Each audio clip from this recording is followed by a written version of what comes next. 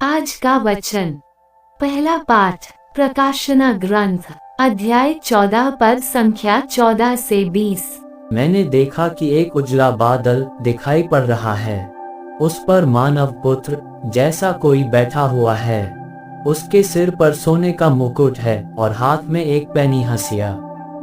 एक दूसरा स्वर्गदूत मंदिर से निकला और ऊंचे स्वर से पुकारते हुए बादल पर बैठने वाले से बोला, अपनी हंसिया चलाकर लुनिए, क्योंकि कटनी का समय आ गया है और पृथ्वी की फसल पक चुकी है। बादल पर बैठने वाले ने अपनी हंसिया चलाई और पृथ्वी की फसल कट गई। तब एक दूसरा स्वर्गदूत स्वर्ग के मंदिर से निकला, वह भी पैनी हंसिया लिए था। एक और स्वर्गदूत ने, जिसे अग्नि पर अधिकार था, वेदी से आकर ऊंचे स्वर से उस स्वर्गदूत से कहा, जो पैनी हंसिया लिए था, अपनी पैनी हंसिया चलाकर पृथ्वी की दाखबारी के गुच्छे बटोर लीजिए, क्योंकि उसके अंगूर पक चुके हैं। इस पर स्वर्गदूत ने अपनी हंसिया चलाई और पृथ्वी की दाखबारी के फसल बटोरकर उसे ईश्वर के कोप रूपी विशाल कुंड में डाल दिया। नगर के बाहर कुंड रौंद दिया गया और उसमें से जो रक्त निकला वह 1600 फरलांग की दूरी तक घोड़ों की बागडोर की ऊंचाई तक पहुंच गया। यह प्रभु की वाणी है। सुसमाचार संत लूकस अध्याय 21 पद संख्या 5 से 11।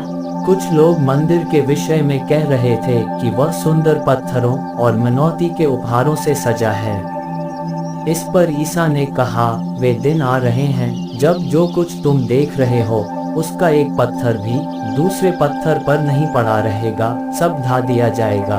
उन्होंने ईसा से पूछा, गुरुवर, ये कब होगा और किस चिन्ह से पता चलेगा कि यह पूरा होने को है? उन्होंने उत्तर दिया, सावधान रहो, तुम्हें कोई नहीं बहकाए, क्योंकि बहुत से लोग मेरा नाम लेकर आएंगे और कहेंगे, मैं वही हूँ, और वह समय आ गया है। उनके अनुयायी नहीं बनोगे। जब तुम युद्धों और क्रांतियों की चर्चा सुनोगे तो मत घबराना। पहले ऐसा हो जाना अनिवार्य है, परंतु यही अंत नहीं है। तब ईसा ने उनसे कहा, राष्ट्र के विरुद्ध राष्ट्र उठ खड़ा होगा और राज्य के विरुद्ध राज्य। भारी भूकंप होंगे, जहां तहां महामारी तथा अकाल पड़ेगा। आतंकित करने वाले दृश्य दिखाई देंगे और आकाश में महान चिन्ह प्रकट होंगे। यह प्रभु का पवित्र सुसमाचार है। आमीन। आज का चिंतन। हमारे जीवन और प्रार्थना में उम्मीदें एक महत्वपूर्ण स्थान रखती है। जब यही उम्मीदें हमारे विश्वास पर आधारित होती है तो हमें क्षमा, दया और प्रेम जैसे सद्गुणों को उत्प्रेरित करती है और हमें इस धरा पर ही स्वर्ग राज्य का आभास होने लगता है, क्योंकि हम स्वर्ग राज्य की आशा में अपने आप को तैयार करने लगते हैं। धर्म ग्रंथ के द्वारा आज ईश्वर हमें जीवन को अपने प्रकृति के मद्देनजर रखकर ईश्वर के राज्य की कल्पना करने के लिए प्रोत्साहित करते हैं। हमारे दुख और सुख में बहुत से रहस्य छुपे हैं। हमारी कराहों में माता पिता, रिश्तेदारों का साथ, खुशियों में मित्रों का साथ अवश्य ही ईश्वर की उपस्थिति का आभास कराता है।